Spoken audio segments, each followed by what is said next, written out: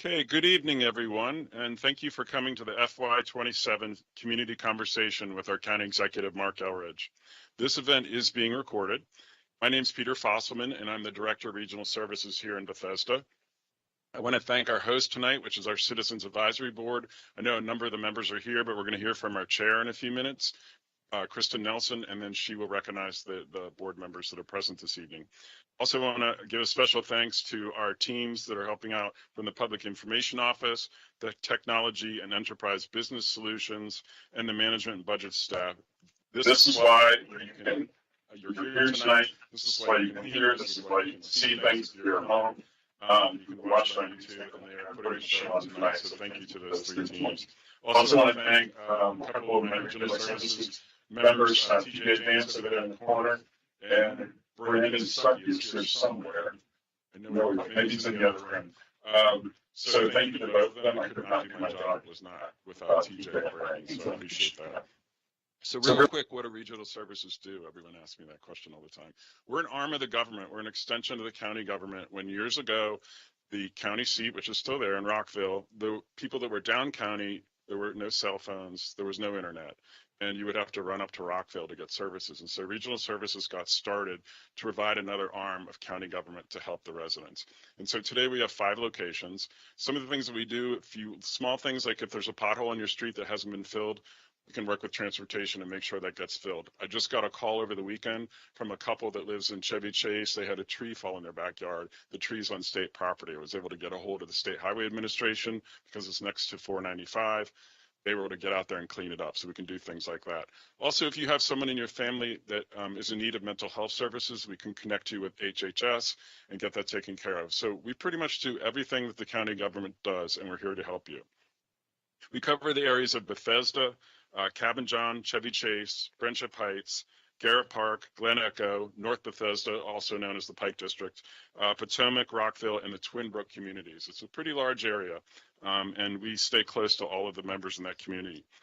Within those areas, we have 4 special districts. We have the Bethesda Urban District, which of course we're in right now. We have the Friendship Heights Urban District, which is just south of us.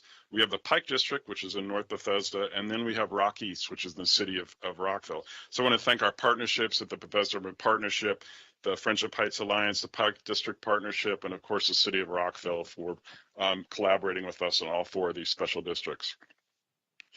I want to remind everyone that in the other room, the Wisconsin room over there, we have several members of our county staff and also some of our other partners that are in the room to share information with you if they have questions. They do have some things to hand out, and so I do encourage you, when you have a moment, to go over there and visit with them. There'll be time after this meeting to go over and talk to them, so please do that. And then I want to recognize a couple of the elected officials that are here, and if I miss someone, please raise your hand and let me know. Let's start with our school board members are here. Julie Yang, Carla Sylvester, Delegate Mark Corman, Delegate Teresa Werman, and then from our District 1 County Council member Andrew Friedson, Cindy Gibson's here tonight. Thank you. Did I miss anyone? Councilmember Sales, thank you very much. And what's your first name? Heather, thank you for coming from Lorianne Sales office. Appreciate that. Okay, so tonight, yes, the agenda's in front of us.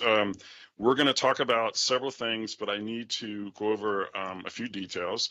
One is to let you know that your voice matters. And this isn't just a meeting to be a sounding, but this is a meeting to voice what you want to hear out of the county for the next budget that's coming up. We're holding 12 community conversations across the county. They're all this fall, and this is in order to build the FY27 operating budget. Tonight, this is the first of these 12 meetings. In addition to attending community forums like these, you can also help shape the budget by talking to your council members, any boards or commissions that you know members, or if you serve on them, as well as sending letters and emails to other elected officials and participating in other public meetings. Slide number 4. We have operating budget basics coming up here, and give you some background on that. Slide 5, please. We have 2 budgets in one county. We have the operating budget and we have the capital improvements budget. The county is the operating, the county includes things like, the operating budget includes things like teachers, bus drivers, police, firefighters, our first responders, and trash collection. The second budget is a capital budget, which supports the construction of building infrastructure, such as schools, road repaving, and new facilities like a library or a recreation center. And I do have white on tonight after Labor Day, and that's to support the recreation center effort. Slide 6, please. The operating budget process and timeline. The graphic shows a timeline of how our operating budget is put together. The process kicks off with what you're here tonight, these community conversations. We moved them earlier in the process so that you all could have more time to let us know what you would like to hear, so that the executive has time to put the budget together, the staff at OMB can get it done, and we can deliver it in a timely manner over to our county council members. Later this fall, the departments will submit their budget requests to the county executive. In late fall and early winter, the budget requests are reviewed and discussed with the county executive. Superintendent Taylor's recommended budget is released in mid-December, with the Board of Education approving that by March 1st. This would be 2027. On March 15th, the county executive must transmit his recommended budget over to our county council members, and the county council will take it from there and hold public hearings and work sessions this spring. And then the council takes the final action on FY27 in May of 2026. Did I say 2027 a minute ago? I meant 2026. Sorry about that. So slides, the next couple of slides, if we could have 7, please. I did mention we have 5 regional services areas. They're here. We're standing down county, Bethesda-Chevy Chase. We have East County, we have Mid County, and we have Up County, and then of course Silver Spring. Next slide, please. I mentioned some of the special districts earlier, but we also have 13 municipalities. They're very important partners. They're also very important to me because I'm a former mayor. And we work well with all of these municipalities. We also have some notable headquarters, which are in this turf, such as Choice Hotels, Marriott, Geico, and you can see the rest. And then we're the home to 3 major federal departments: the National Institute of Health, NIH, the Consumer Product Safety Commission, and the Nuclear Regulatory Commission. Next slide, please. So just quickly, a couple of examples of what operating investments are. Our Bethesda Urban Partnership is part of the operating budget. The Neville Street Homeless Shelter up in North Bethesda is part of that. Also Montgomery College. We have several locations. That's part of operating budget. And then our first responders, our fire, our police, and all the members of first responders teams are part of the operating budget. Next slide, please. These are just some investments that have been made in the Down County area, in no particular order, but North Bethesda, the life sciences or the Pike District has been the executive's been a big champion of this for the bio-life sciences in North Bethesda and the Pike District, and that's finally coming to fruition with a partnership with WMATA, and that's moving forward. The Twin Brook Quarter, where the new Wegmans is on Rockville Pike, is a good example of investments. And then, of course, the Purple Line, which will end here in Bethesda, down in Bethesda Row. And then last but not least, the Women's Cooperative Farm Market, which is going to be going under a renovation. They're keeping, of course, the historic building, but they're building new development around it. So moving on, the county council listens to you. And last year, the biggest concerns were immigration resources, public art, and space, the county's incinerator in Dickerson, and the policing drone program. The Gilchrist Center, which services our immigration community, I have some statistics from their director, and they served 3,462 people last year, which is a huge amount of members of newcomers to the county. The top languages were Spanish, English, and French. The top countries where these people were coming from were El Salvador, Peru was next, and then the United States was third. The number of referrals, meaning other services outside of the Gilchrist Center, were 6,165. And then the areas of need, meaning the folks that came in and needed help, the areas of need were adult education, legal services, and then job resources and employment. Moving on to public art and spaces. In Friendship Heights, we have 2 new murals that were created recently along Wisconsin Avenue by the bus turnaround. They're also installing a surface mural between Banana Republic and the Barlow building. And then across from the Brookdale neighborhood, which is still on the Montgomery County side, you see the new mural that's on the Lord and Taylor building, which is very, very colorful. So some examples of some of the art. Some other things are here in Bethesda. If you look out the window when you have a moment, there's a signal box out there for the traffic signals. We had 15 that were wrapped in vinyl. Those were all done by local artists, the artwork, and it was an amazing process, and the Bethesda partnership led that effort. So we have 15 of those, and we're going to hope to continue the effort along with our Arts and Entertainment District for Bethesda. The Dickerson incinerator. The county continues to evaluate a more sustainable solution and options for managing the county's waste that goes to the Dickerson incinerator. The contract's been extended for this resource recovery facility until April of 2031. However, it may be canceled, that contract, with 180 days notice. There is a quicker way out of that should we have a better solution. This extension, though, it continues critical maintenance of the facility and ensures that the facility operates in a safe manner and that it's reliable. But the good news about the incinerator, which I did not know this until today, was that while waste is burned there, 530 kilometers a ton solid waste will burn there, it actually produces energy. Last year, it produced 67 kilowatts of energy, which is an enormous amount of energy. So it's recycling, and we're getting a benefit of having the incinerator. Last but not least, our awesome drone program. I see some of the faces that were here when we had some of the hearings on the drone program that was at the Bethesda-Chevy High School last year. This is in full order, working, and it improves the police response times. It allows the Montgomery County Police Department to be more efficient with their resources. It provides real-time information to ground officers to allow for better decision-making. It assists with de-escalation of incidents to enhance the safety for both officers and our community members. And then it assists with locating and apprehending criminal suspects. So I'll stop talking. I want to thank you all again for coming this evening, and I want to remind you to visit our friends over there in the Wisconsin room. And I want to take a moment and introduce the chair of our Citizens Advisory Board, Kristen Nelson.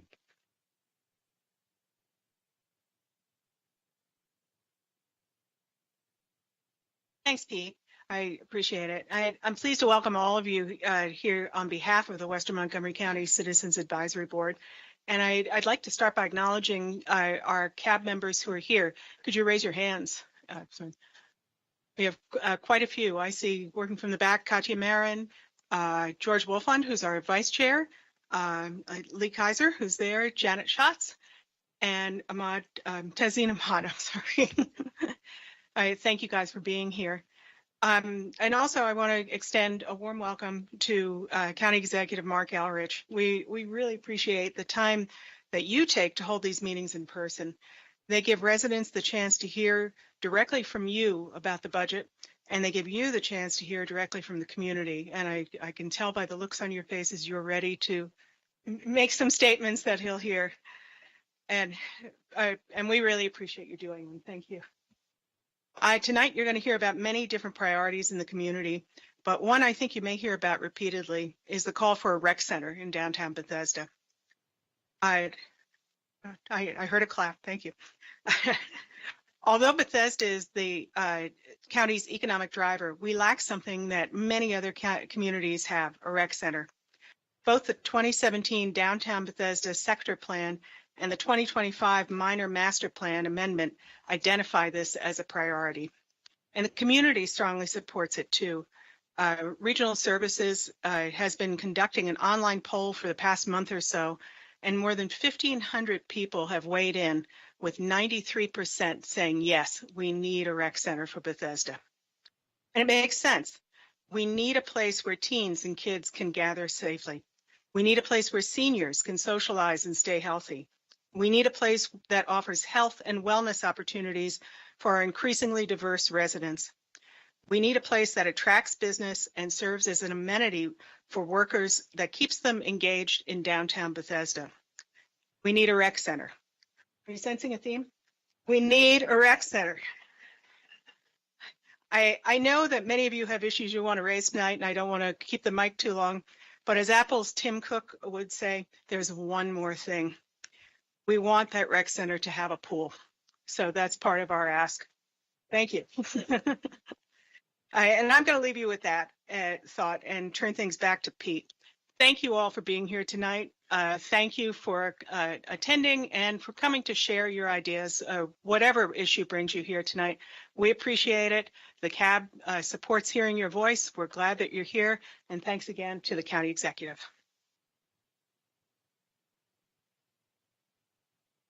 Okay, so it's my privilege to introduce our County Executive, Mark Elridge. So good evening, everybody, and good to see everybody here. I do these every year, and when I came into office, we were doing these, but the previous executive did the listening forums after the budget was done, and I thought that's not the right way to do this, and so we switched it the next year to doing these forums during the fall so we can hear from people. And we've already done 6 capital forums in the community. One was here, and now we're doing 12 of these forums in the community, and we're doing both geographically. We also do one in Asian languages. We have one in Spanish. We have special one with the African diaspora community and the African American community. So we both address people by some of the communities they live in and ethnic groupings, but also by geographical groupings. And it gives us a better chance to get a handle on what people are thinking. I want to say something about swimming pools and rec centers.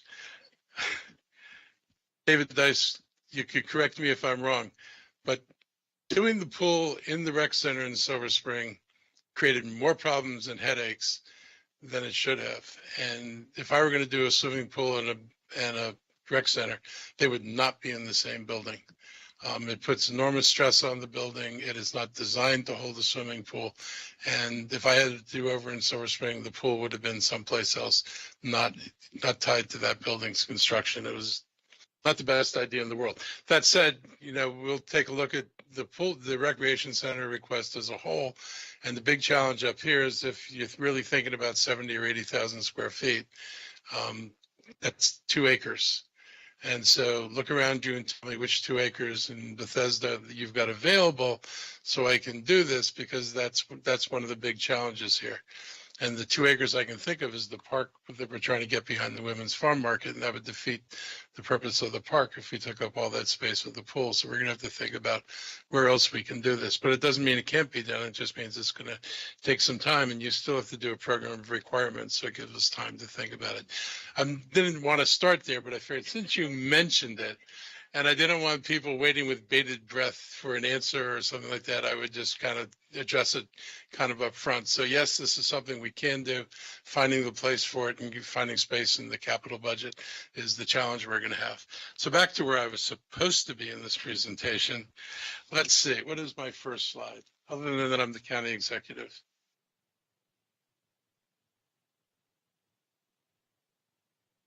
Is my thing stuck? The clicker's not working, and my thing is possibly stuck. How do they do this?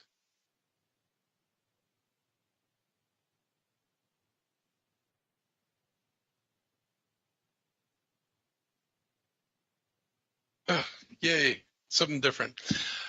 All right, so this should give you an idea of what some of my priorities are for this budget. One is affordable housing. We don't have enough of it.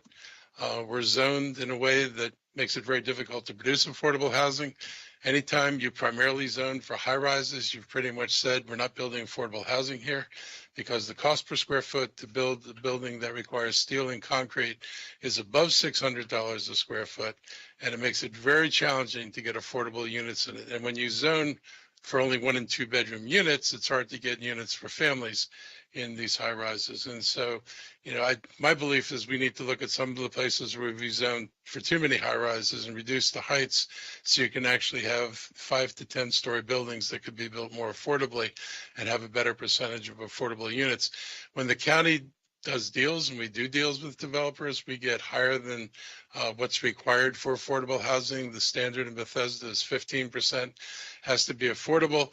There are problems with that number because the incomes for people are around $70,000, $75,000. You've got 50,000 households in the county with less than $50,000 incomes. they don't qualify for MPDUs, and you've got people who make more than $75,000 or $80,000 who make too much for an MPDU, but can never afford to rent an apartment in downtown Bethesda. So we've got to find the opportunities to build units a little above the MPDU range and below the MPDU range, and do that more regularly. We get that with the projects that we actually play a role in. We just opened up the Allium off of Veers Mill Road and Randolph Road, and it's 195 units, and it's all affordable below 80% of AMI. But we could do that because we own the land, and we had the ability to say what kind of building we were going to build. We weren't dependent on a developer making a decision. And so the more we have control over property, the better outcomes I think we can have. We are also, committed to dealing with climate change issues in the county. So you see things in our budget that are really focused on climate change. We're lucky because of the former federal government when they actually cared about the environment. We actually have a very expensive piece of machinery that converts natural gas to hydrogen. And we are intending with our bus fleet to bring in buses that run on hydrogen, because the battery range is not long enough for some of the routes we want to run. We don't want to have two buses to accommodate those routes over a day. So we want hydrogen buses that we can actually fuel and keep fueled and conserve the routes all day long. So we're lucky enough to have the converter. It's going to bring down our price of hydrogen. We're also building a facility with solar panels and water, where the electricity from the solar panel runs through the water and produces hydrogen out of the water. You can actually do this experiment in your home. You can put a battery, hook it up, run it through a glass of water, and you can create a nice explosive mixture of hydrogen gas and O2. And so I don't highly recommend that, but when you're a kid and you do things for novelty reasons, you can do that. But it's, we're committed to doing the things we think we need to do. We've adopted building energy standards, which are a big deal. New buildings in Montgomery County are going to be clean and green. The existing buildings are going to have to come up to higher standards over time. We're not forcing people to just replace all your furnaces right now, but as you go through the cycle and it's time to replace your furnace or your air conditioner, we have requirements that'll move you toward heat pumps, which is a much more efficient way of heating and cooling. And we believe this is a direction we can go. And unfortunately, we've got a couple of visionary builders in Montgomery County who've actually demonstrated, A, that it's feasible, but that it's economically feasible. And so there's a large 2 high-rise complex going up on New Hampshire Avenue by the Beltway. And that developer has all very modern technology. And the most interesting thing is the air conditioning units are on the balconies, heating and air conditioning units are on the balconies of the apartments. And so instead of a central system, which is very expensive to build and maintain, they're able to do it with independent units. So those are the kind of innovations that I think are pretty exciting. In terms of the incinerator, yes, we want to shut it down. Yes, it produces electricity. Yes, it produces a lot of bad gases. It is not a good thing to have in the county, and we should not be owning a large source of carbon emissions. So our goal is to shut it down. We've been working to find technologies where we can take our waste stream and monetize our waste stream. So last week I went on tours to 2 places in Pennsylvania that take construction waste and they turn it into products that they actually sell and make money on. We're going to look at another facility in Portsmouth this week that's involved in more complicated processing of materials. So we think there are ways that we can become greener, that we can become smarter with our waste.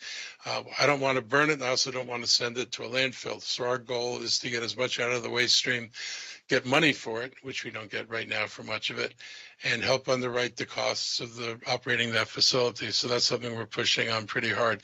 Economic development has been something that I pushed on since I got elected, because I was well aware of the flatness of the job curve in Montgomery County. It has not grown since the recession to any great extent. It's been hurt by a couple of closure of large malls in Montgomery County. When a mall closes, you're looking at a couple of thousand jobs going away. It has a real impact on the economy. So we've been looking at what we can grow. So if you look in North Bethesda now, you'll see the work that's being done in around what's going to be the new metro station. We signed an agreement with Hines. They're going to, not a new metro station, buy the metro station. Hines is going to be the master developer. They have expertise in life sciences. And a couple of years ago, we opened what's called the Institute for Health Computing. And this was an idea I actually had, and it took me 2 years to convince the University of Maryland. But during COVID, when I'd seen what kind of work the doctors and scientists were doing on computers instead of in wet labs, I had this feeling that the science had changed and that there's no longer a wet science. It's increasingly a science of understanding how atoms work and cells work and looking at things at the actual cellular level. And I went to the university and asked them, could you create an institute here that would be an AI institute that was dedicated to working with drug companies for drug development and patient care? And 2 years later, they said yes. And I did the same with WMATA. I said, I want to take this station and I want to try to replicate the life sciences density that you see in a place like Kendall Square in Boston, because if you know about Kendall Square and San Francisco and places like that, life science is no longer requiring large sprawling campuses, but they're going vertical. And so we changed our laws so that you can do labs above the third floor of a building, so that it lets you go up rather than having to sprawl out. And we believe that we're going to be able to do something significant. That institute has grown from 20 people to 120 people now. They have contracts with AstraZeneca and other companies doing this kind of work to make sure that they can help these companies develop the kind of products they want. And that's a big thing for Montgomery County, because it's something we can say we're first in. You know, we're the #3 life sciences center in the country. Being first in something that's key to research is something that's going to be significant for us. So I'm really happy about that. Montgomery County continues to push on things like health and life safety issues. One of the healthiest counties in the country. We operate 11 clinics. I don't know if people know this, but you know, because we have this large immigrant population that is denied health care because of political decisions made at the federal level, we operate at clinics because it makes no sense to have sick people in your community or to send sick people to school. And so it's not something we asked to do. It's something I wish the federal government were doing, but somebody's got to do it. And if nobody else is going to do it, the nice thing about being an elected official in Montgomery County, you can have some sense that people understand why things are important. And even though you wish somebody else would do it, you understand at the end of the day, we're the backstop, and that we step up when we have to step up. And in healthcare is a place we've had to step up. And I think it's important for the safety of the community. And it also was really important during COVID. Our connections to the community were really critical, and the not just the clinics, but the community groups. When we were trying to get testing out and vaccines out later, without the community groups, we would not have gotten as far as we did. We were the strictest place in the country, pretty much, in terms of how we controlled behavior during COVID. We had the lowest death rates in the country. We had the lowest cases per 100,000. When Hogan lost his nerve and started opening up the vaccines to everybody, we stuck with the original plan, was vaccinate seniors first. If you looked at who died of COVID, overwhelmingly seniors.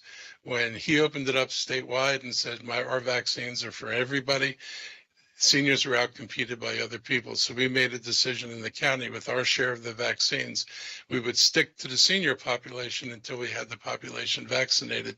Then we would use our vaccine for the other groups in the order in which they were supposed to get vaccinated. That's the kind of stuff our health department does and thinks about it. And I have an amazing group of people who work over there. Early care and education are two really big concerns for a lot of people in the county. Getting child care in this county is an expensive venture, and it takes up a lot of people's money, and it's challenging for people to meet those demands. And we've tried expanding our healthcare programs.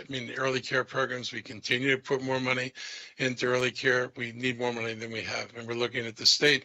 This has been something that the governor made a priority, was investments in early care. And we really think this is important. When you have to pay $20,000 a year per kid to provide care, it's not just affecting low-income people, many of whom don't even make $20,000 a year, but it's affecting middle-class people who don't have $20,000 to spare, let alone if you have two kids, $40,000 to spare. So this is a priority for us to try to expand that. Montgomery County Public Schools, I'm a former school teacher. I know that where the money goes in the school system, they don't, I would say over the years, not everything they did was bright. Not all their programs. I mean, they brought back phonics after telling us that when I was a teacher, they didn't have phonics. And I was like, well, research shows you shouldn't do phonics. And now research shows that you should be doing phonics. This is when in the education world, this is where you learn about research. I can do research that gets any conclusion I want if it means I sell a book and a program to you. But they're back doing a much better job with language and a much better job with math. I taught elementary school, 14 years of fourth grade and 3 years of fifth grade. So I know how important not just teachers are, but also the curriculum of the schools. And so I'm really happy what I saw this year. And I'm happy with the superintendent who's brought a much different approach and a lot of transparency to the school budget. He was willing to actually kill programs and to look critically at what they were funding and to make decisions that, yes, some of the stuff we're funding, we probably shouldn't be funding. So I was very happy to see those changes. But the schools are still incredibly expensive. We, went out this year to fund their budget.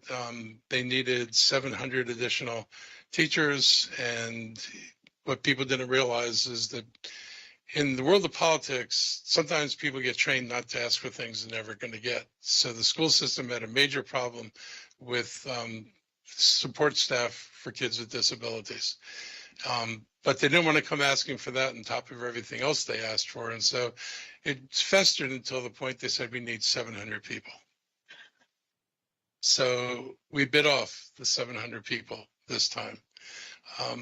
It's affecting all classes in the school, because if you have kids who aren't in the proper setting and do not have self-control abilities, or say they lack self-control, and they're in a regular classroom, it can be disruptive to everybody else's education.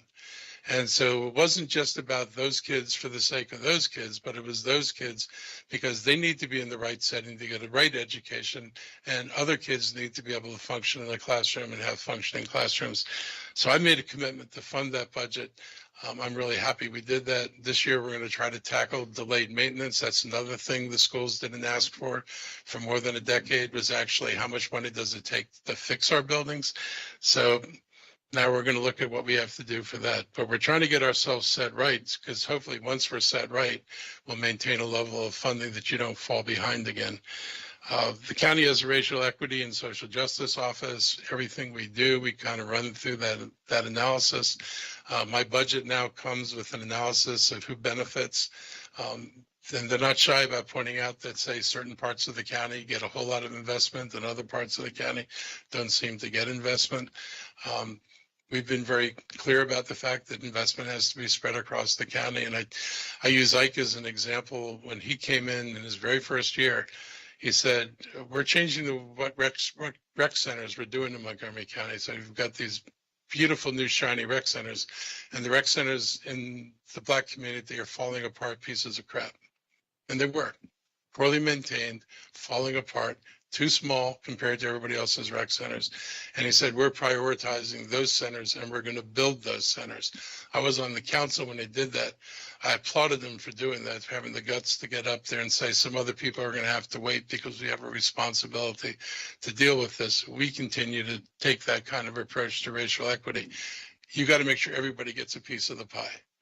And it can't just be the noisy people, and it just can't be the people you worry about voting. Sometimes people who don't vote deserve a piece of the pie. Just because they're here, they're human beings. And if they've got needs, we have a responsibility to make sure we address it. And the last thing on this slide is, talking about transportation. That's been a big issue for me. I actually am the one who designed the BRT system, the routes in Montgomery County. We have not been able to build a single inch of a proper BRT in more than a dozen years because there is no money in our budget that allows us to build it. Our capital budget, which when I was on the council peaked at $340 million a year, is now down to $280 million a year. We can't even build the schools we need at 280. I've been pushing the council to raise the cap to go back to where we were before. We will propose raising the cap again because we need to be able to build these projects. If anybody in here wants to talk about Virginia, I love talking about Virginia because, you know, it's great to hear the complaints like, why aren't you like Virginia? But let's talk about why we're not like Virginia. In 2012, Virginia passed taxing legislation that shifted the burden for building transportation infrastructure from the state to the counties. And so the Northern Virginia counties have much higher taxes than Montgomery County on commercial property for the purpose of building transportation infrastructure. They got permission to create special taxing districts, something the council hasn't supported. The last 2 years, we had legislation in Annapolis that could have given the county the authority, didn't obligate anybody to do anything, but would have at least given us the authority to do that. And we couldn't get support from the council, and without support from the council, the legislature wasn't sufficiently interested, but it did get through the House. This is a big deal. People are going to tell you that, you know, we got to be competitive with Northern Virginia on taxes. So this is the competition with Northern Virginia. Fairfax County's taxes in Tyson's Corner, which is a special taxing district, are between $1.52 and $1.54. Montgomery County's taxes are $1.04. People are fleeing to Virginia to pay 50 cents more than they would pay in Montgomery County. They're not going there because the taxes are lower. They're going there because the infrastructure is better, because Virginia is dead serious about building infrastructure. They understand the role that infrastructure plays in economic growth, and we have not been able to get that message through here in Montgomery County, and it's a real problem. In 2012, when they were faced with what are we going to do, how are we going to make Tyson's happen? Because they had these grand plans for Tyson's, and the developers, well, you're going to build transportation in Virginia. The county's reaction was, we don't have the money. The developers went down to Annapolis with a Republican legislature and a Republican governor and got permission to have special taxing districts. Tyson's changed. And the governor at the time, whom I'm no fan of, wrote an op-ed that's predicted exactly what would happen to Tyson's Corner with those taxing districts. We could do the same thing here. But if we're not going to build transit and we're going to leave people stuck in traffic, and yes, we've got the red line, but the red line is not really good for inter-county connections. It's great for ferrying people into DC. I'm old enough to remember when it was originally proposed, some of us sarcastically referred to it as the white flight line. It was designed to bring back federal workers who once DC integrated, and my family lived in DC from 54 to 60.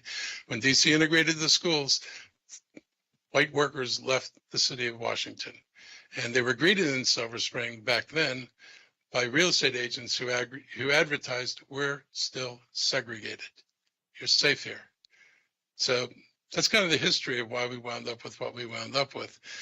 We need to build a proper transportation system. We need to be able to move people.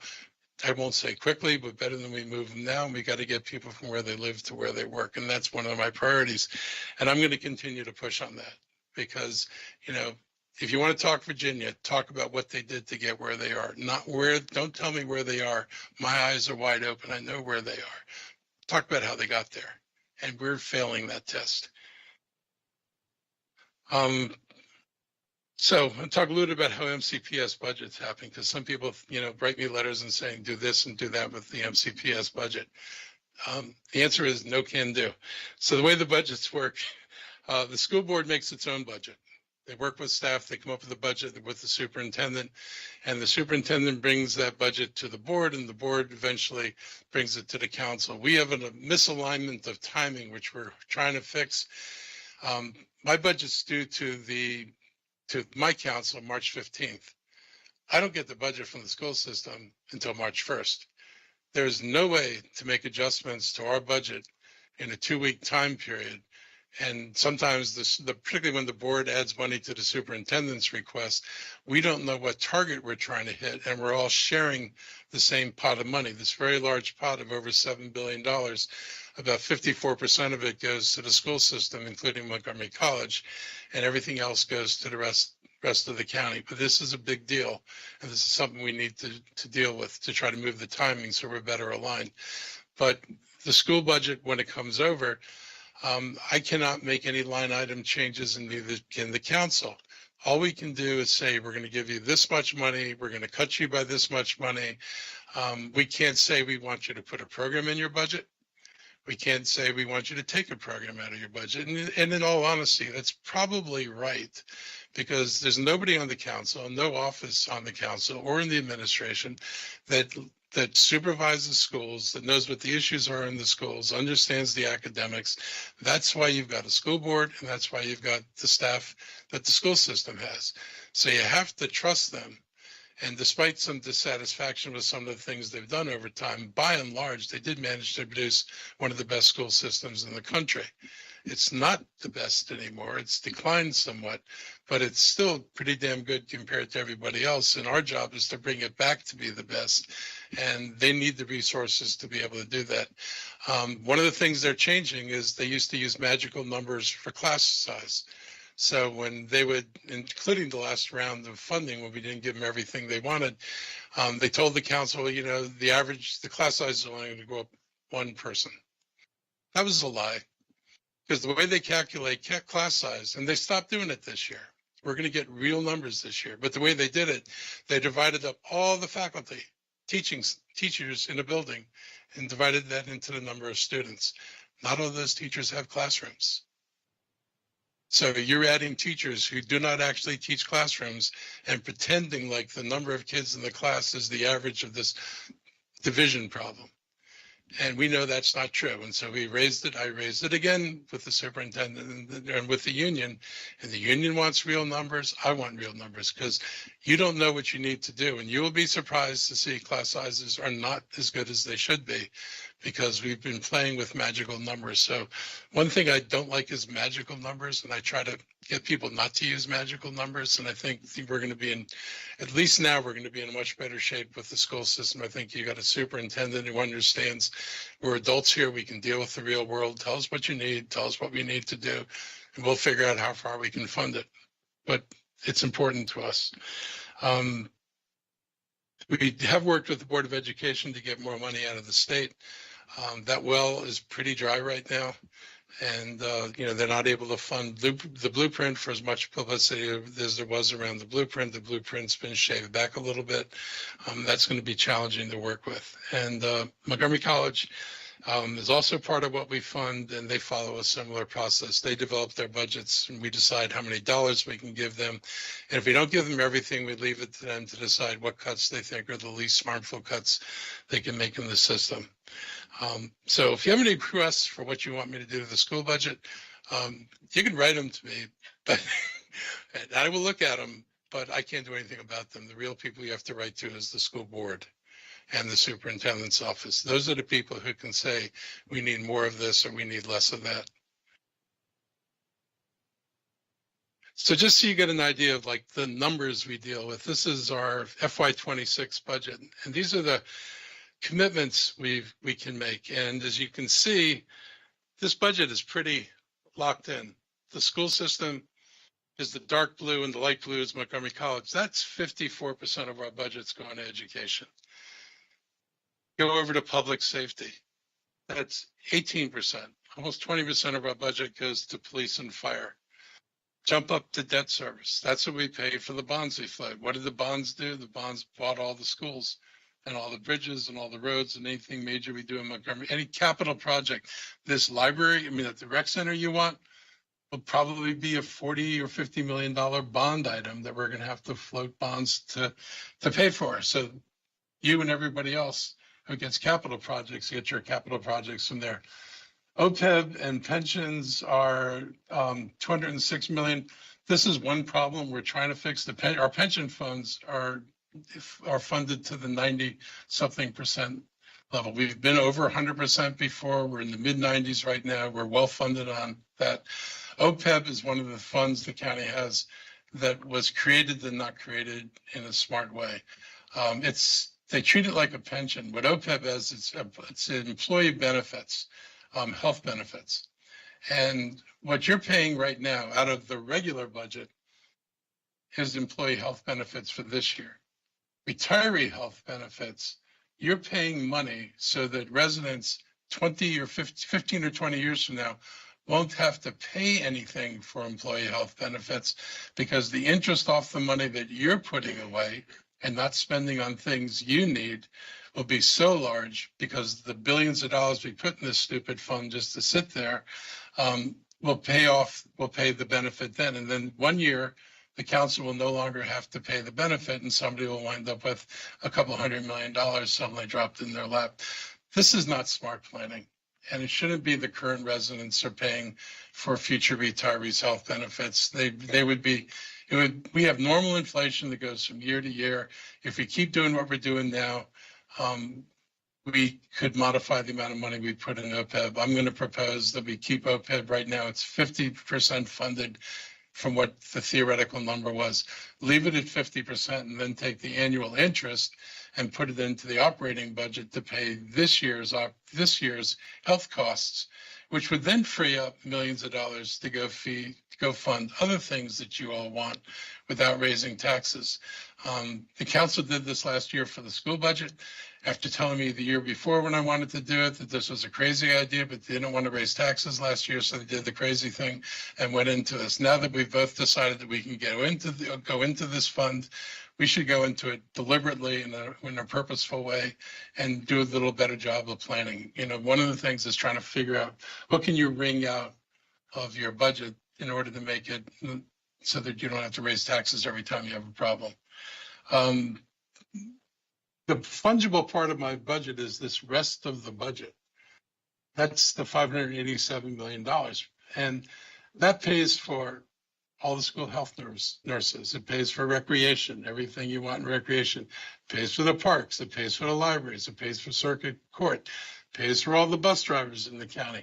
All the departments, environmental department, racial justice department, libraries, all those are the rest of the budget. That is not the largest part of my budget. That is, you know, you look at it's dwarfed by public safety. It's a little bit bigger than debt service. It's not the biggest thing we have. And that's where my flexibility is. And so this is, I think I said this before, when you get tight and you run out of money, the social services and libraries are usually the first targets. When we hit the recession, the libraries and recreation programs had big hits in them in order to pay for them, because you know you're not going to want me to eliminate police, you don't want me to eliminate fire. You want the basic services, you want to feel safe. And so these other things are the casualties of all that. So that's why I don't have a lot of flexibility to do everything I'd like to do.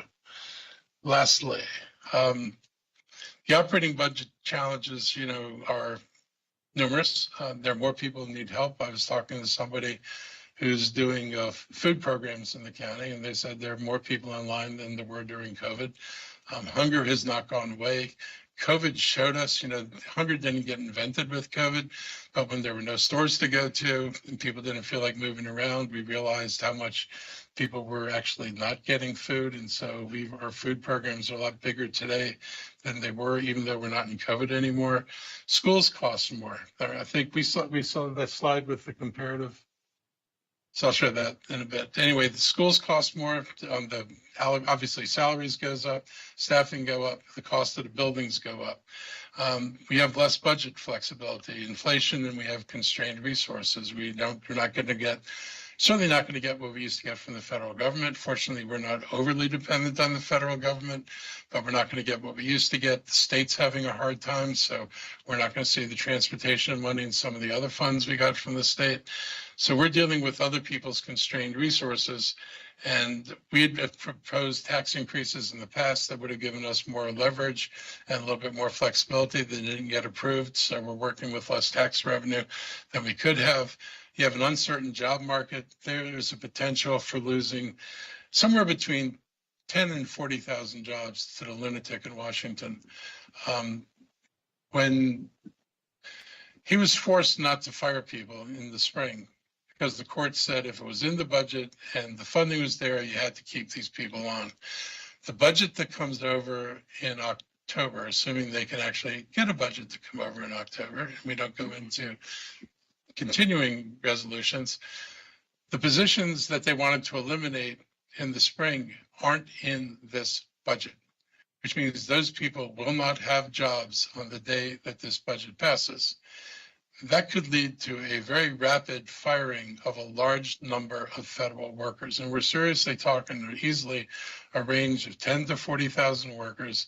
And we're talking about the ancillary effects, like when USAID shut down, hundreds of jobs in organizations that worked with USAID lost their funding along with everybody else. Those are the things that we're worried about.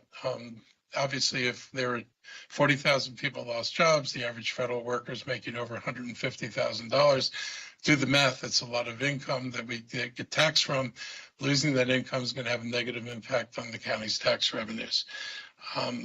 We've been pretty prudent. The good news is that the county had a reserve target going back to Ike's of trying to get reserves to 10%. We not only hit 10% for the first time. We've been as high as 17.3%. We were well over 10% this year. We left in the budget 11.1%, I think. So we're performing above that. And we just got told that our year end is going to end. Is that public? Our year end is going to end a lot better than we thought. And we did get $42 million from the feds for FEMA reimbursement because everything we did during COVID that was reimbursable, we documented. A whole bunch of jurisdictions didn't do that. So we went in with full documentation, and we've been very fortunate to get most of what we asked for back from the federal government. Even now, we got $42 million back from them. That was nice to see they actually honored what they owed us. Anyway, we're facing, big potential swings in federal funding and big revenue swings from high-income earners because of the tax changes to the code are going to trickle down to Montgomery County. My philosophy is pretty straightforward. The president said he's shifting things from the federal government to local jurisdictions. So it makes sense that I should follow the people who got these massive tax cuts in our local jurisdiction and no longer paying taxes that paid for our programs at the federal level, and then adjust our tax rates so we can recapture the money at the local level so they continue to pay for the things they were paying for before.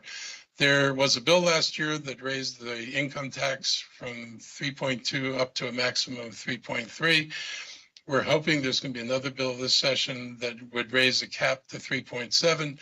Anybody under $300,000, I forget there's 3 or 4, can't get a tax increase.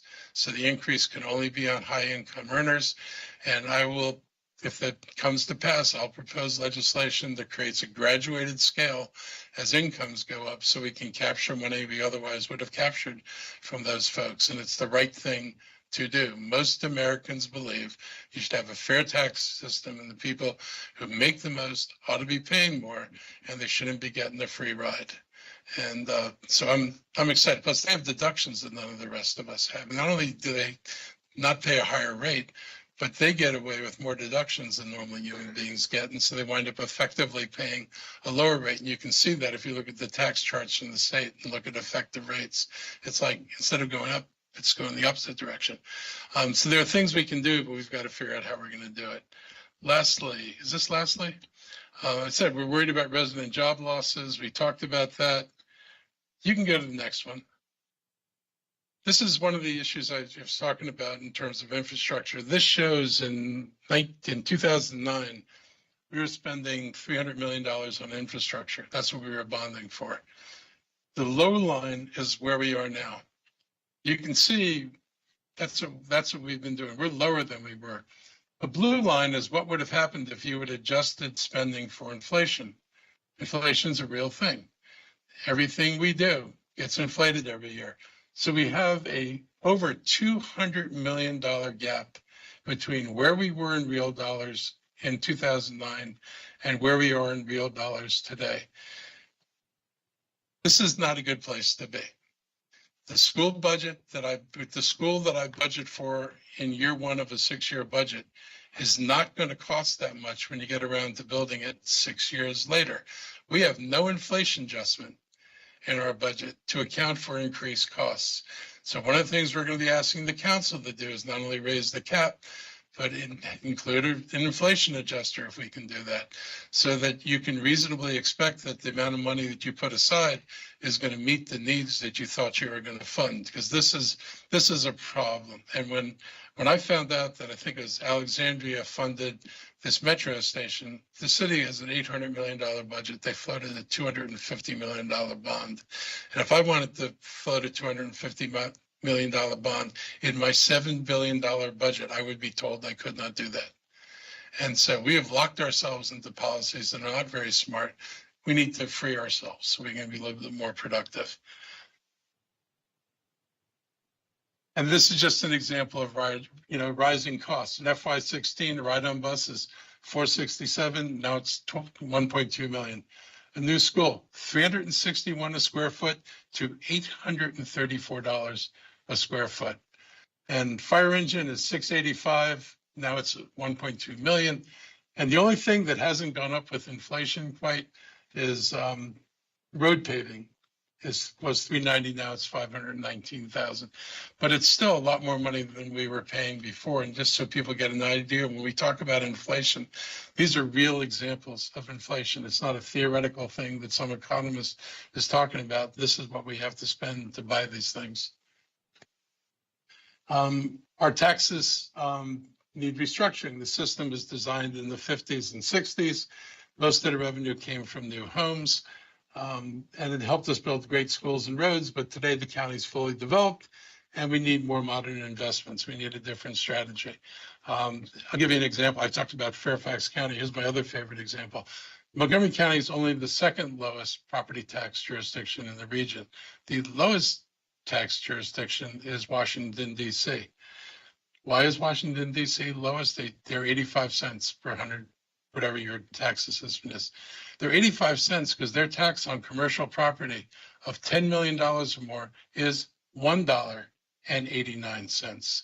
Their tax on commercial property that's worth $5 to $10 million is $1.77. Their tax on commercial property that's worth $2 million to $5 million is $1.66, and we're $1.04. We are suckers. We're being beaten in this game by people who are willing to tax commercial property at a more realistic level. And you don't see them slowing down building in DC. You can find cranes and stuff going everywhere. You don't see it in Fairfax County where it's $1.54. We are focused on the wrong thing. Business community wants to see services and investment in infrastructure. I can show you the low tax rate, but if I can't show you the investments in infrastructure, you lose. And these are just another example of what we deal with. These are the comparative rates all across. And you can see Montgomery County is on the far left, then Frederick County. I love when someone says, if you raise taxes 2 cents, I'm going to Frederick County where the taxes are $1.11. The other favorite people, the ones that say, I'm going to go to Howard County where the taxes are $1.33. We're not the high tax jurisdiction that people claim. Fairfax County base tax for residents is $1.15. Commercial property is $1.28. Prince George's County is $1.37.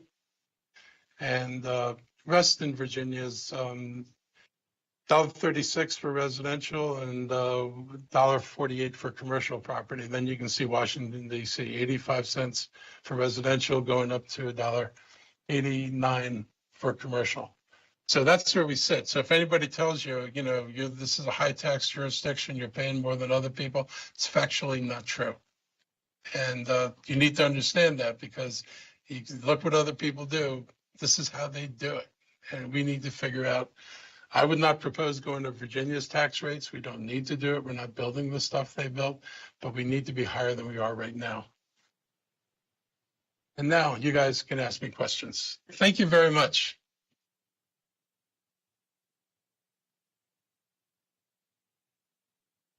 So for anyone who has a question, I'm going to ask over here so that we do it in a first come, first serve order so that it's fair to everyone. So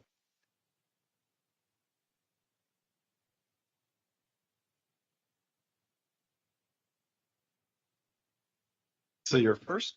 Okay. I'll hold the mic. That's my job. Okay. Hi. Okay. First of all, Shh. okay.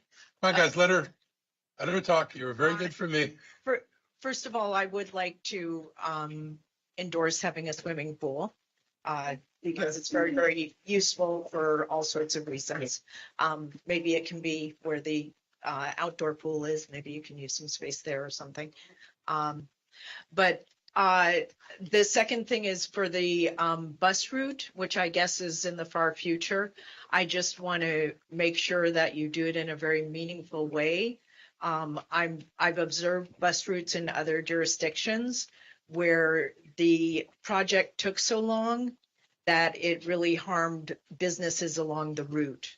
So when you have that money to do it, please make sure that the local community is not impacted by years of construction and disruption and all that. So We hear that. We're Okay. looking for as many opportunities, frankly, where there are places we can use median strips, we'd run them down the median. If there's a place places you can do that, so you don't have to bust out the sides. The other thing would be to widen it at the sides, add a lane on there so that could be moved over, and then cars can take that lane and that would free up the middle for us. So there are a couple different ways to do it. We're also trying to do it in the most cost-effective way.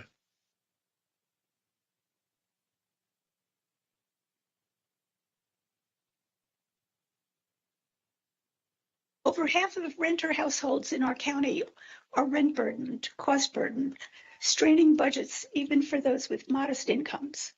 13% of renter households earn less than 30% of area median income, which means they are considered extremely low income. The county faces a significant shortfall of deeply affordable units, as you said. Homelessness is rising sharply from 1,144 people in 2024 to over 1,500 in 2025, with family homelessness growing rapidly.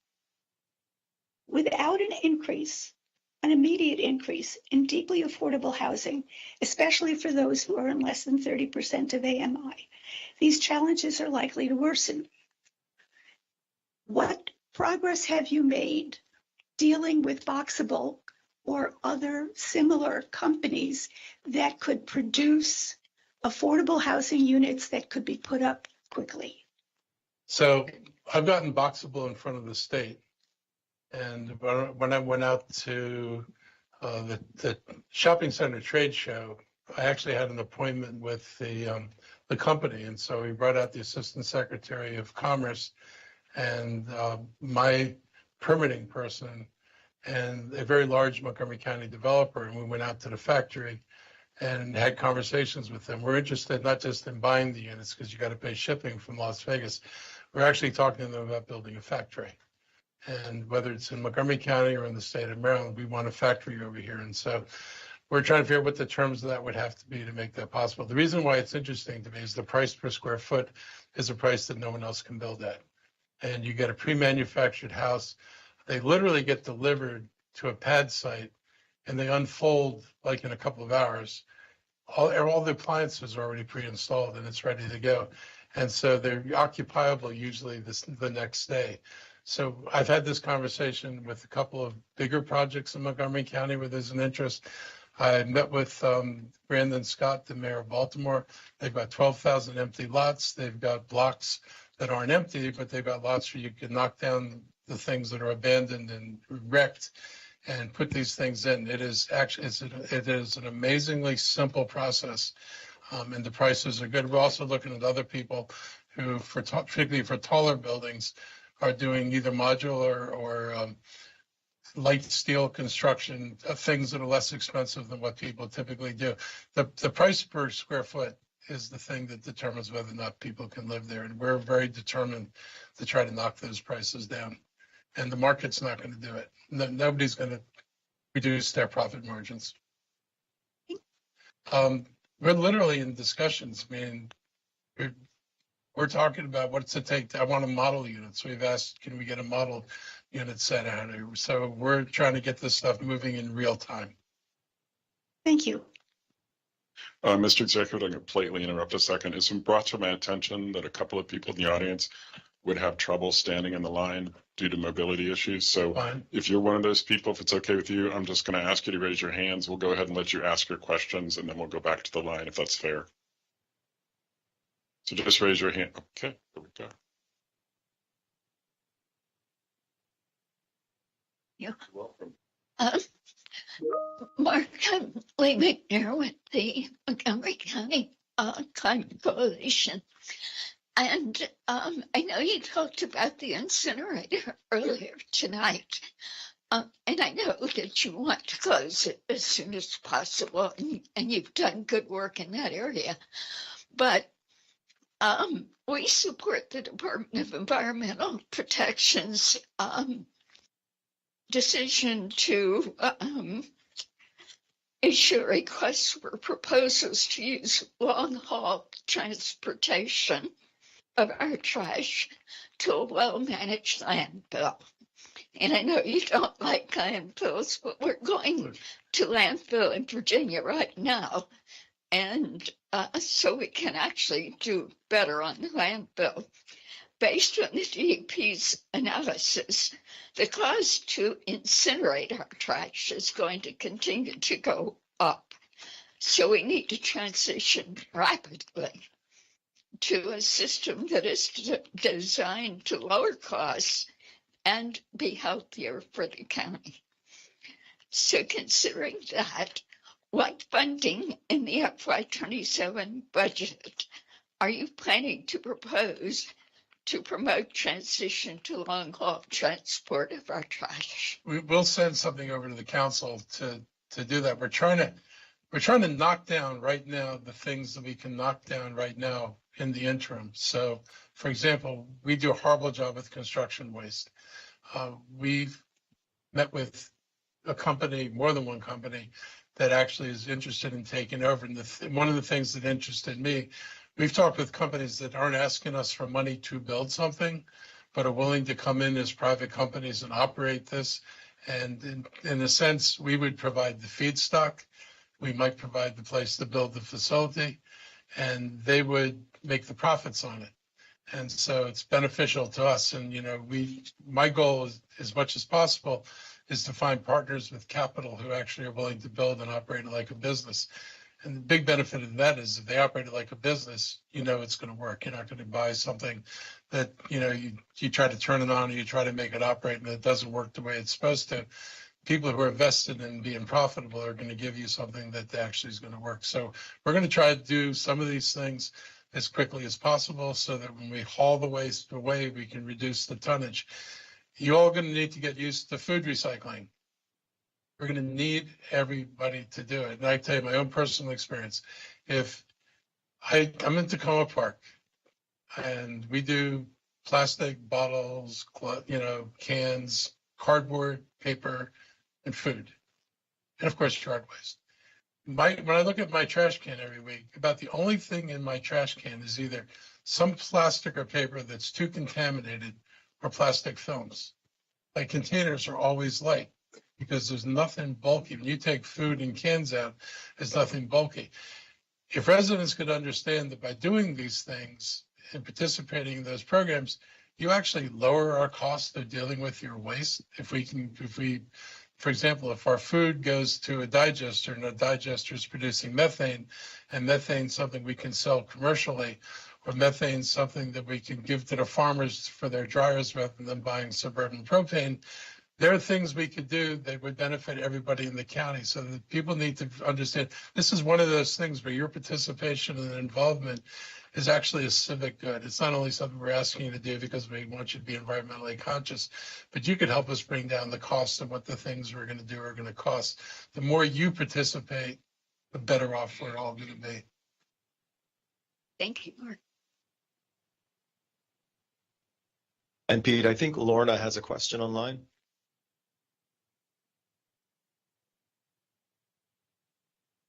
Good evening, everyone. This is a virtual meeting.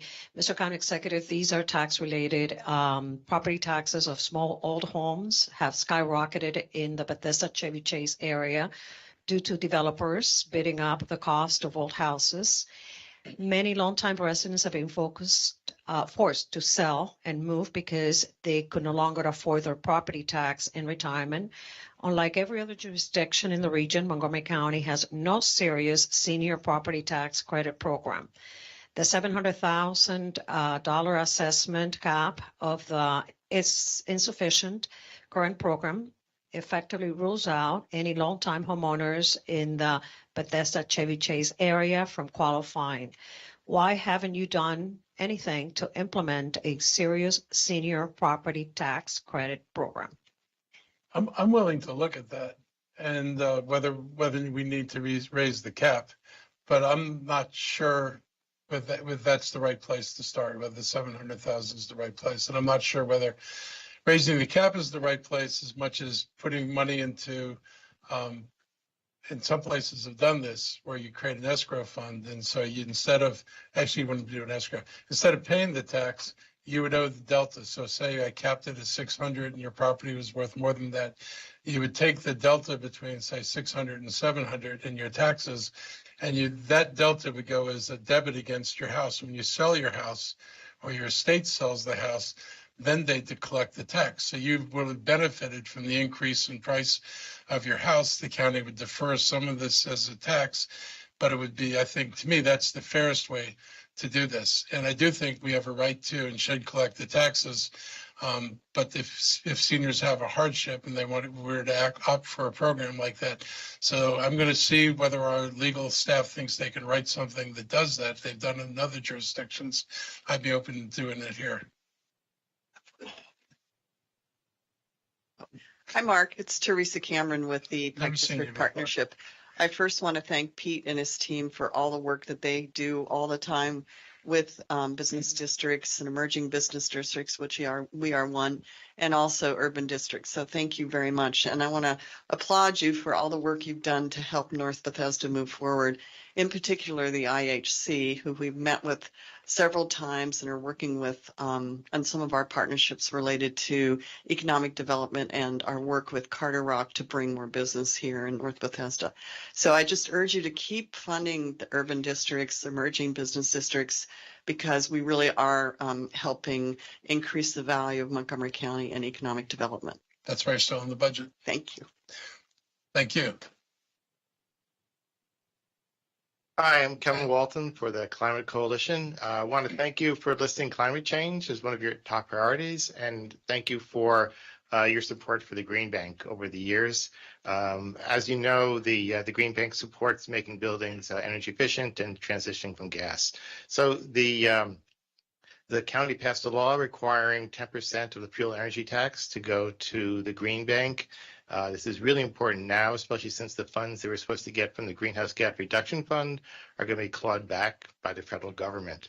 Also, fully funding the fuel energy tax allocation is important for financial markets to understand that the Green Bank can be relied on. So last year, you didn't support full funding of the 10% to the Green Bank, and we're wondering this year if you can commit to making sure they get the full 10%. So I'll be honest, I'm pre-commitment on things because I don't know how my budget's going to shake out. I don't know what the federal impacts are going to be.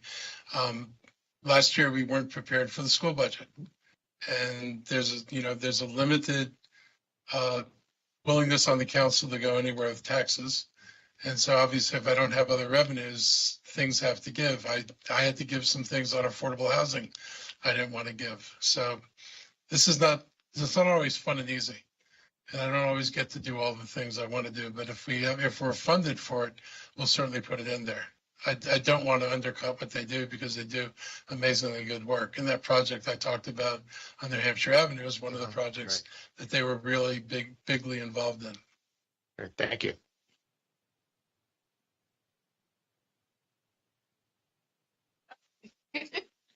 Hello, my name is Rashida Lee. I am part of HJM with Housing Justice of Montgomery. I am a resident in this county over 20 years. I was wondering about affordable housing. I was really surprised to see it at the top of the list. I'm happy about that because I had lost my job over 2 years ago, and I am also a resident in one of the shelters, which all the shelters are very full right now. And there are tons of homeless people everywhere, like I've never seen before. It's overwhelming. And there have been no funding for housing for people that are in shelters. So I'm just wondering, Mr. Elridge, since that was the top of your list, how are you going to make affordable housing for people that have been in this county over 20 years, may have lost their job, they may have fell in hard times. A lot of different things have happened over the years, even after COVID. It's taken a lot of people time to get their life back on track after COVID. It's been a lot for the residents here that supported the community. So I'm wondering, when will you be able to offer affordable housing for people that are in need? There's a huge need, and the county's got limited resources. It is not something we can do cheaply. And so we've not been able to do everything we wanted. In the middle of COVID, we built a 200-bed shelter because we put people into 2 rec centers in Montgomery County. And I asked my staff what happens when the rec centers open up again, and they said those people go back on the street. I was able to get David Dice. I don't know if David's still here, but David found, you're David. David found the property in Rockville, and we built a shelter in 9 months with 200 beds in it. I have asked all the council members to give me candidates in their districts for 50-person shelters, so I can spread them around the county. You can't have the only shelters in Rockville and Silver Spring. So other parts of the county have to step up. I will say in Gaithersburg, Germantown, they've asked us to find a shelter location. So we're going to work with them to find another shelter location up there. We are reopening the facility after we renovated the one on Goody Drive. We're looking at the ability of expanding what we build over there. If there was a hotel or motel to come available, then we would try to gobble that up. So we continue to look to where to make investments. And just like we're looking for using modulars for single family or townhouses and things, we're looking at small modulars around anywhere from 200 to 400 square feet where we could create single units at a price that's, the ones that were about 400 square feet are the price of 2 years of putting somebody in a hotel. And there would be permanent housing. So it would save us money if we did that. So we're looking for ways to do it, and we're looking for places to do it. But we need cooperation from communities to say they're going to take these things. And we're going to need support from the council. The council's been pretty good on funding housing stuff in the county, much better than it used to be. So we're doing more, but obviously we're not doing enough. And I'm not going to pretend we are.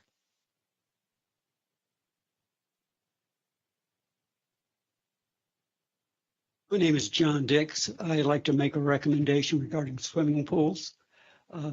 I think that the Crystal Pool at Glen Echo, if it were reopened, might be a way to solve your problem about finding more pool space.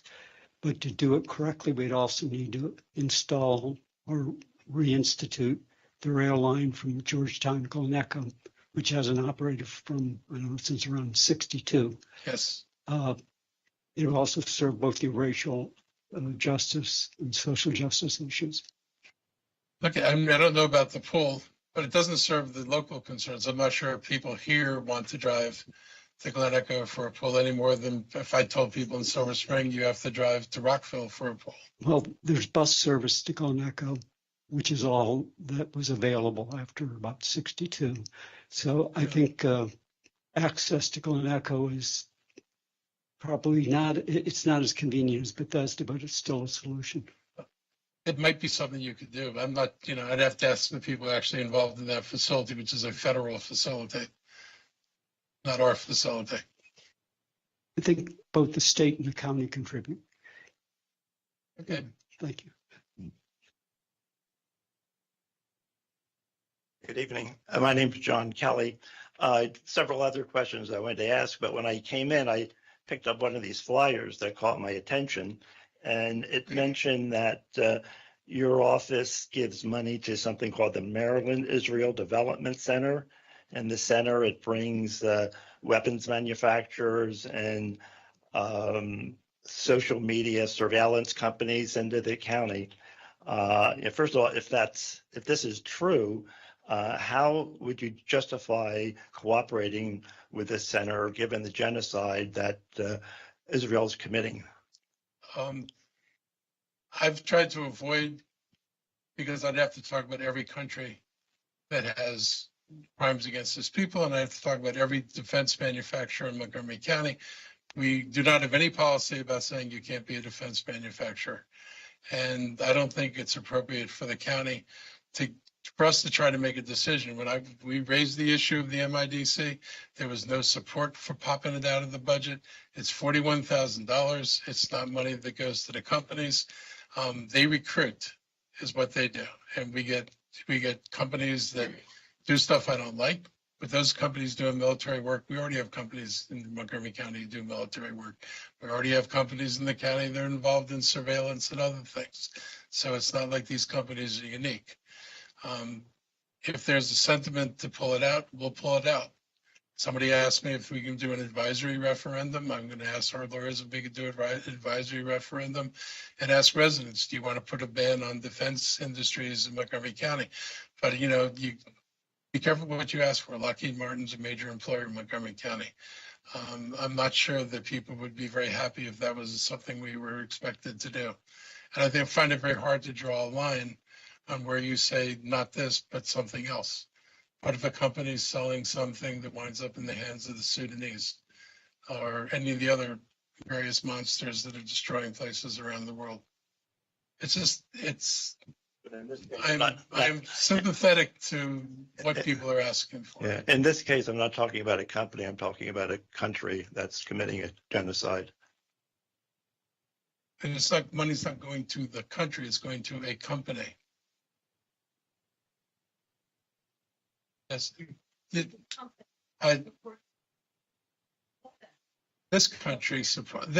Our country supports that country.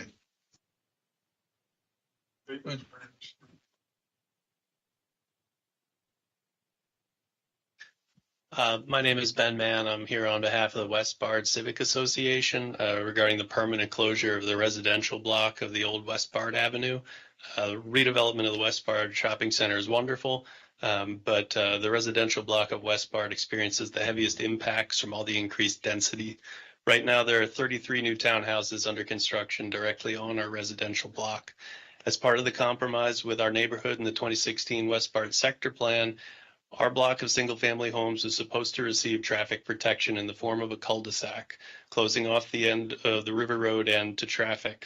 In February of 2016, as a sitting member of the county council at the time, you yourself voted this language into the West Bard Sector Plan. I have here 131 letters of support from our neighborhood residents, all of which were submitted to the county for a public hearing, calling for you to enact this closure. Letters of support outnumbered letters of opposition by a 5-to-1 margin at our public hearing, with 131 in support and only 28 opposed. Your own MCPD captain, Amy Daum, submitted a letter of support, stating that it would be an unnecessary danger to the public to keep this intersection open. It reads, and I quote, "First, let me state that I support permanent closure of River and West Bard, as do my traffic complaint officers. Visibility in that area of River Road is notoriously poor and speeds notoriously high despite enforcement efforts. We believe reopening puts the community, drivers, and pedestrians at unnecessary risk," end quote. The planning board voted unanimously 5-0 in support of our petition. And finally, in February of this year, you yourself sent a letter to the county council, and here's the important bit. Based on traffic studies conducted concurrent with the processing of this request, West Bard Avenue carries very little traffic currently. Therefore, implementation of the master plan recommendation is viable. MCDOT will, in concert with the West Bard Sector Plan recommendations, pursue and construct redesign of the West Bard Avenue that will feature a cul-de-sac, et cetera, et cetera. There's a bit of budget in here. $140,000 has already been set aside. We celebrated when we read that letter from you, and we believe the county was finally going to honor the commitment it made to our neighborhood in the 2016 West Bard Sector Plan. So Why is MCDOT telling us that your staff has put this project on hold? Will you please instruct MCDOT to move forward with a master plan? I did not tell anybody to put it on hold, so I will talk to them. I've raised the issue about why is it on hold. I'll find out why it's on hold. Thank you very much.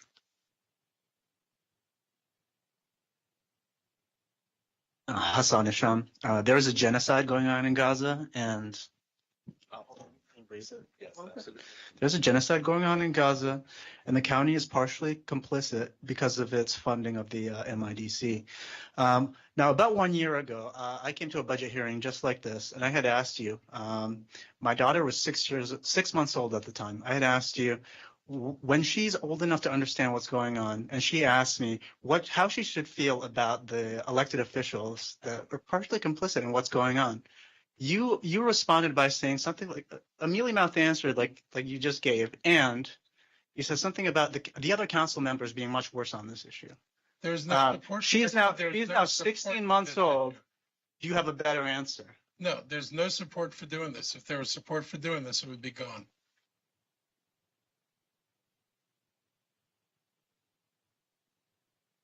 Okay. My name is Dr. Kate Sugarman. I'm a family doctor. I'm Jewish. I live in Potomac.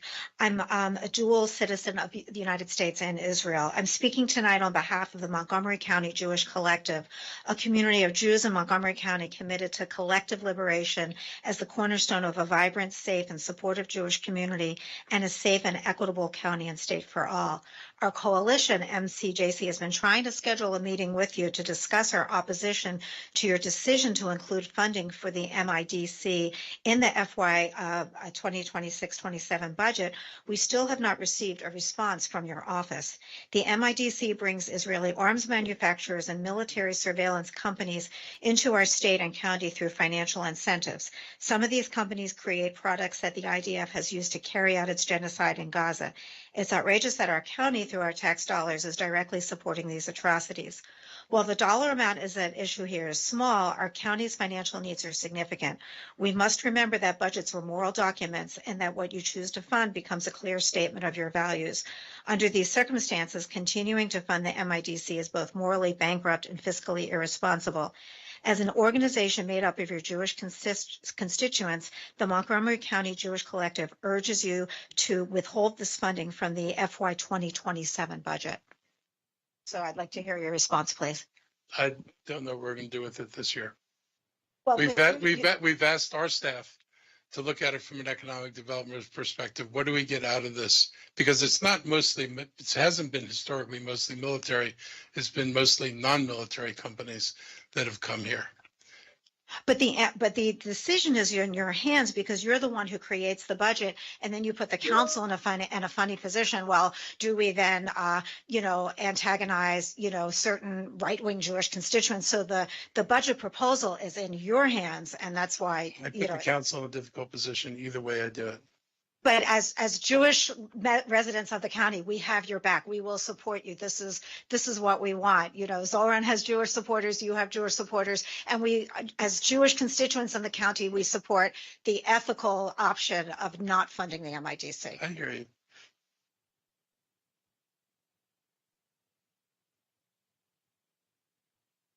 Hi, Mark. How are you?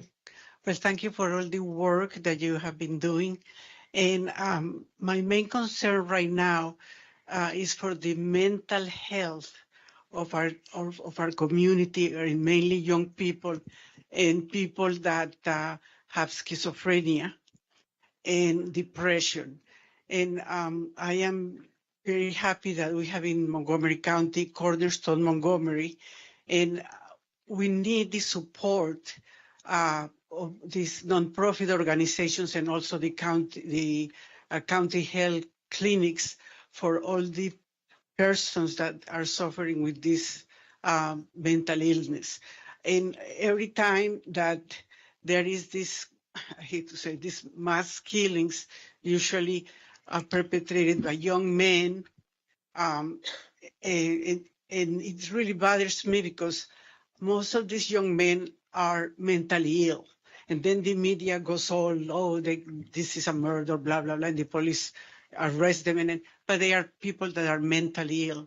So we need to have more compassion. And I hope that when you were talking about the budget with the county council, that mental health issues and funding are there for this community. So we continue to put a lot of money into the mental health programs in the county, and we're going to continue to put money in there. And I agree with you. This, the mass murders, anybody who's killing somebody is having a mental problem. Mental health issues are serious, and we need to take them as being serious. Well, it's just that the sensitivity issue about this in this country has been going for a long time, but it's getting worse. But let's talk about just our county, that maybe that we can show that the people that are having these issues, which is very difficult for families and for everybody else, that we can have more help or have help, continue to help, and also to make it more public. We're pretty public. Well, it is, but no, a lot of people don't want to hear it. Sometimes it's hidden. It's more public now. I mean, we've done campaigns around the phone number that you can call now for mental health. We're trying to, make people more aware that there are places to reach out to. We've tried to make sure there's funding. We've implemented these programs where we have mental health responders responding to police calls where we know there are people who are likely to be at risk because we don't want those calls handled. I'm aware of those things like the crisis centers, which sometimes I'm not going to talk about the crisis center. But anyway, I thank you very much, and I appreciate it. Thank you. And Mr. County Executive, the time is now 8:48. Yeah. I'm not sure. Do you have the time to finish the questions here in line? About like 9:10. 9:10. Doesn't mean anybody who's not up doesn't have to get up. So I want to second the comments before about the Green Bank. I want to point out that it's a social justice issue, since it's people who are poor who are the ones most helped by the Green Bank in order to make the conversion to the heat pumps that you mentioned. On the incinerator issue, one of the major sources of single sources of disposable waste is from the hospitals. Our hospitals are not in the lead in trying to move to reusable equipment as opposed to disposable equipment. There are other hospitals around the country who are in the lead there. It's not the case here. So are you looking at issues of carrots? I don't even know that's an issue, because hospital waste generally does not wind up in our incinerator, winds up going through hospital waste collection. So what they do with it, no one's ever raised this before. Okay, well, you should look at it because it is a significant greenhouse gas emissions from hospital waste, and other hospitals that have done it, they actually can save money when they go to a reusable method. So could you send me, if you know about other hospitals or programs, if you sent me information, I would at least share it with the hospitals and ask them if this is something they're able to do. Okay, well, other hospitals have done it, so, yeah. Well, it usually tells us they're able to do it. Then there's willing. Okay. Can I mention Amelin, a bike bus? People mention bike bus to you, talk about traffic, that other jurisdictions are using a bike bus idea, that people, instead of going onto buses or everybody going into a car to get to school, they form a bike bus together, which I'd be happy to follow up as a member of WABA. Feel free, but we don't, I hardly see any bicyclists at rush hour on any major road. That's the idea, is that to elementary schools, junior high schools, you go together in a convoy. All right. Okay. I know some kids are biking, so okay. My name is Jovanovic and I live on West Bard Avenue. I would like first to thank you for your excellent presentation, very thorough presentation, touching all the very important issues. And our issue is local, but very important for us. I've been living with my family on West Bard Avenue for 25 years. And our home is close to River Road, so we witnessed a lot of incidents where police was involved, where casualties were involved, and I would urge you to take our plea in consideration. And I fully agree with Mr. Benjamin Mann and his presentation, what he just did. Okay. And I'll be there. I would conclude with that. Thank you. Hi, my name is Philip Alexander Downey, and I am with the Montgomery County Pride Center. County Executive Elrich, thank you so much for your continued support of LGBTQIA+ services in Montgomery County. We are deeply grateful for the county's dedicated funding, especially at a time when we're seeing so many cuts at the state and federal levels for vital life-saving services. Looking ahead, what steps can we take together to ensure that this critical funding is sustained within the county's budget so that we don't have to seek out supplemental funding? I mean, budgets are annual events. And so I put it in the budget and it goes to the council, but then next year it's still going to be, an executive is going to put it in the budget and go to the council. So there's no permanency to anything unless it's actually part of the county government. Even that, frankly, isn't always permanent. As we've discovered, we've cut things or reduced things when we thought we had to reduce things. But so there's no guarantees that you're not going to have to go through a budget process. But, I'm going to make sure it goes back in the budget this year. And I think, you've had strong support on the council. I don't think there's a council member who's not willing to stand with you in this kind of issue. So I'm pretty sure you could count on continuing support in the budget. Thank you. Hi. Mr. County Executive, I understand your frustration with making sure that the commercial sector pays a fair share of tax for instruction. I'm here to help grow and expand the tax-paying business sector. Today, I represent Women Palante, that is a 501c3 nonprofit organization based in DC and Montgomery County. We help Latina women to create business, but also with a holistic approach. We started in 2019, and since our beginning, we have served and support 400 mothers and families across the region. And Mompreneurs program, that is our cornerstone of our work. In Montgomery County, we have graduated 43 participants. We have provided seed funding, and we recently graduated 17 in our last cohort. One of our graduates secured a MOVE grant of $30,000 for her catering business, another to create a family childcare business. And we also were recognized with the Montgomery County Council with an official proclamation. We're deeply proud of this recognition, but also we are proud to learn that a mother and a woman, Nadia Klut, is leading your business development team. This demonstrates your strong commitment to support a small business, and we're looking forward to working with her and your entire team to ensure that more Latinas are opening business in Montgomery County every day. Looking ahead, we are committed to scaling up our programs and deepening our presence here in Montgomery County. Thank you for your leadership and dedication to empower our diverse community. Thank you. That will continue. I'm glad to hear that. My name is Adelaida Lawford, and I'm a proud member of the board of the directors of Women Palante. And it is a privilege to share with why our mission is so important and why it should matter deeply to Montgomery County. Our participants are often mothers, as Jurani just mentioned, who are navigating multiple barriers, limited English, lack of access to affordable childcare, and financial insecurity.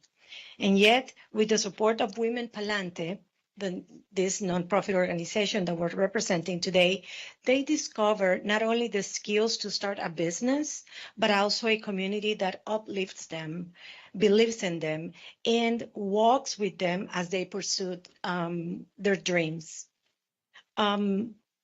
We are very thankful for the support that we're getting from Montgomery County, and but also we recognize that our work is not done yet.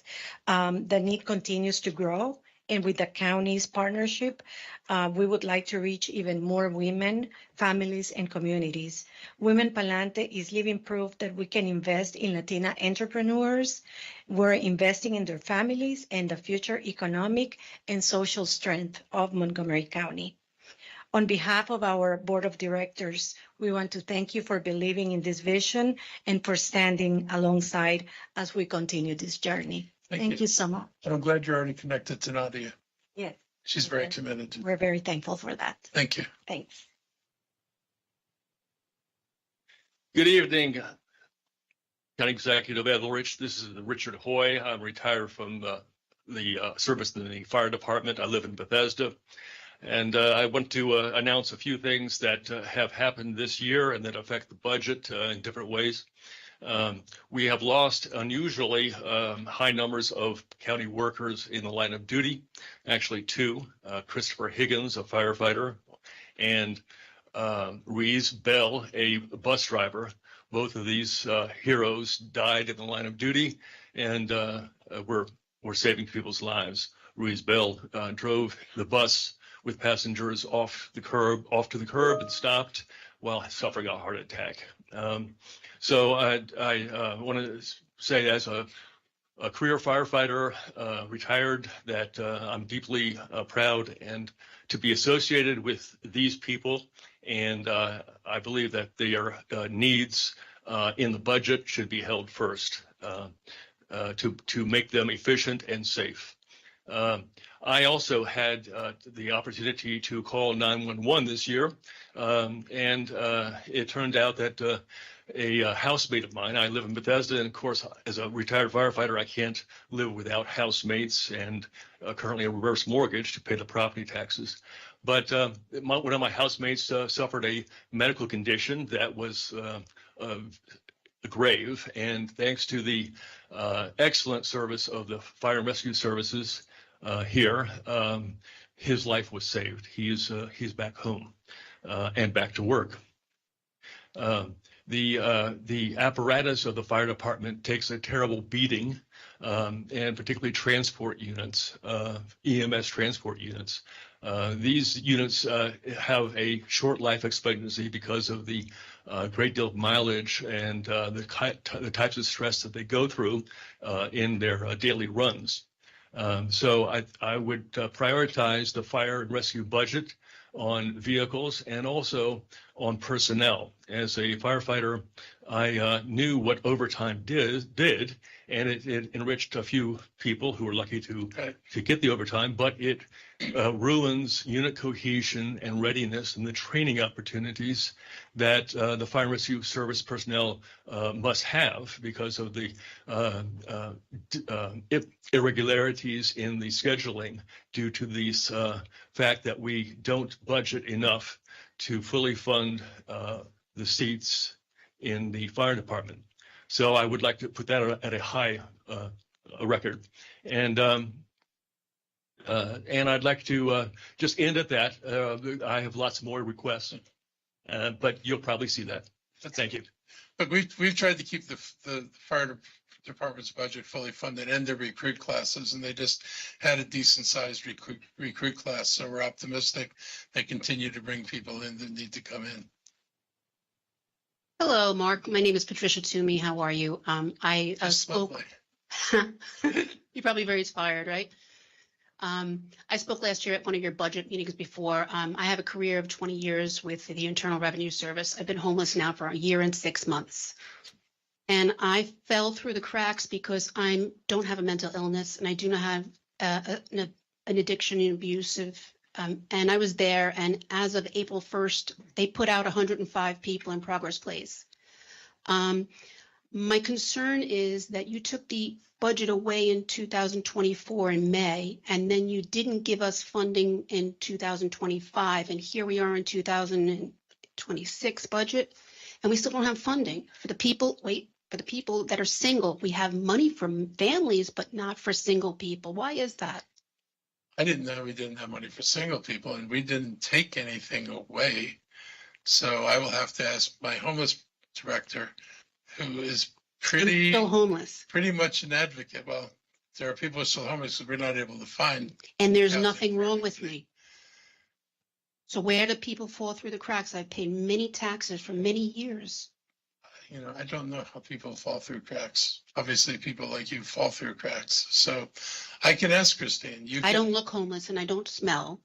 So my point is, I'm a productive person that wants to work in the community. Okay? So my age is a discretion, I think, because I'm 58 years old. But again, I'm 20 years as an IRS revenue agent.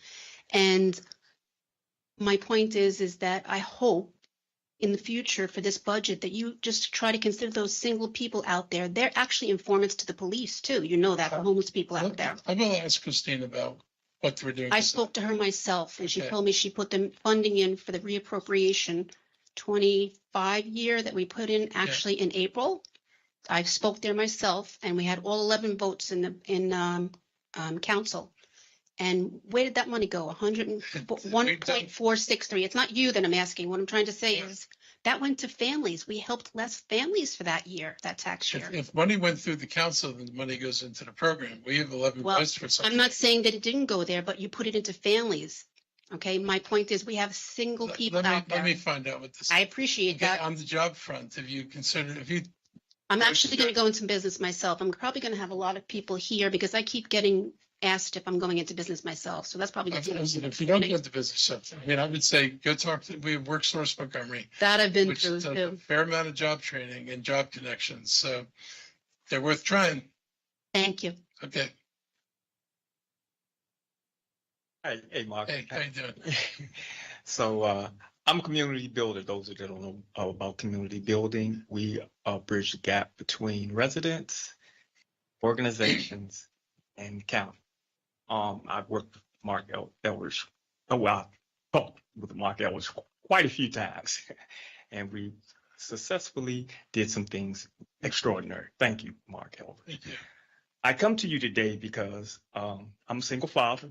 I live in Bethesda, and right now I'm living in a shelter. I lost my job, like a lot of thousands of people have did under this administration. However, I'm standing here because what I'm living through is exactly that many families in this county is going through, like she just said. So let me ask you something.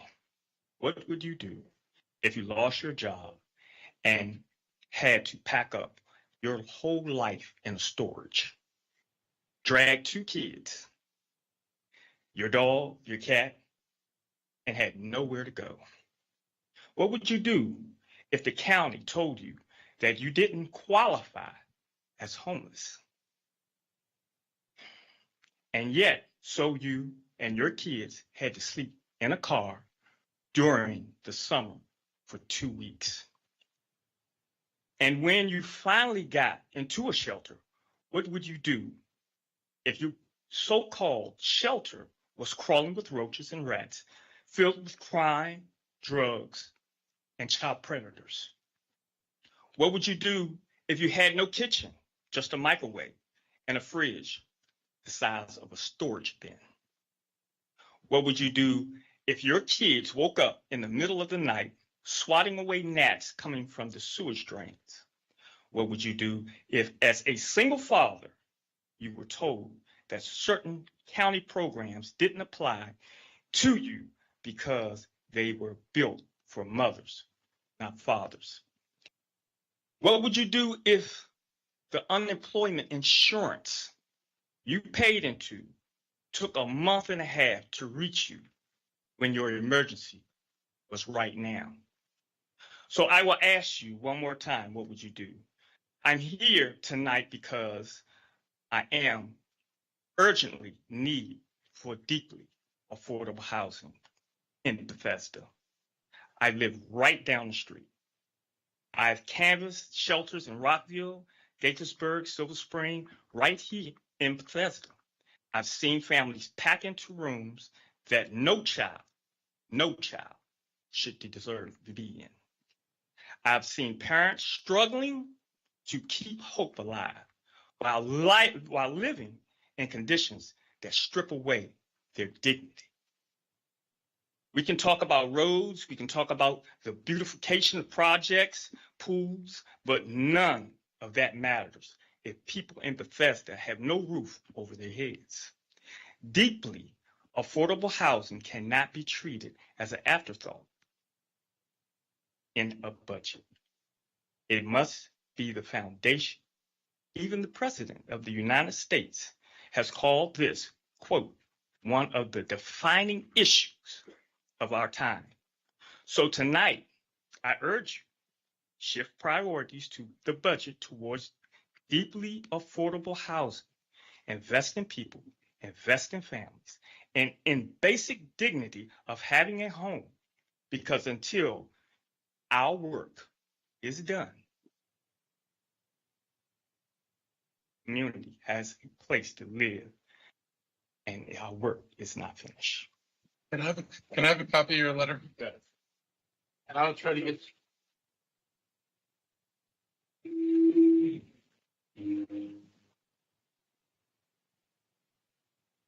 An answer to the question about whether we have shelters that are, or services that are not for men, which would be disturbing if we did that. If you're a parent and you've got the kids, you should be treated as a parent with kids, not discriminated based on whether you're male or female. That shouldn't make any difference. As far as more housing, like I said, we're going to continue to push and try to build more housing. I will say that I asked Christine, because I heard what the president said too. And I said, fine, so write a request. So we've written a request to the federal government, actually laying out how much money we need to build out all the shelters and the support staff in order to staff them. And we're going to ask Mr. Trump, since he believes that people should be able to get shelter and get services, we're going to ask him to give the county enough money to actually do this. And we'll see what kind of answer we get. But at least I felt like if he was going to say it publicly, the least I could do is give him the opportunity to actually do something constructive. Okay. So hey, Mark, how are you? Still standing. So thank you. I just want to say thank you for coming to support like people with disabilities. Like, I came from Sikh, and so I just want to ask you about some like a budget that we were trying to think about is that as of right now, like a lot of people with disabilities, like they're experiencing issues like the Medicaid cut, which is sadly passed by Republican and President Trump. And especially back earlier in February, it's like when Maryland is facing the budget deficit, which means that there's a budget cut to the DDA, which is just a big concern, is because this is the service that everybody relies on for like a housing support, employment services, and community engagements, because we see a lot of people with disabilities that were all across Montgomery County. Is because this is what many services that many of the agencies, including state of Maryland, Montgomery County, has been provided. So I just want to ask you about the budget support for the DD supplement for like wherever the county continues to fund for all like developmental disabilities, including all adult services agencies. So I put the supplement in.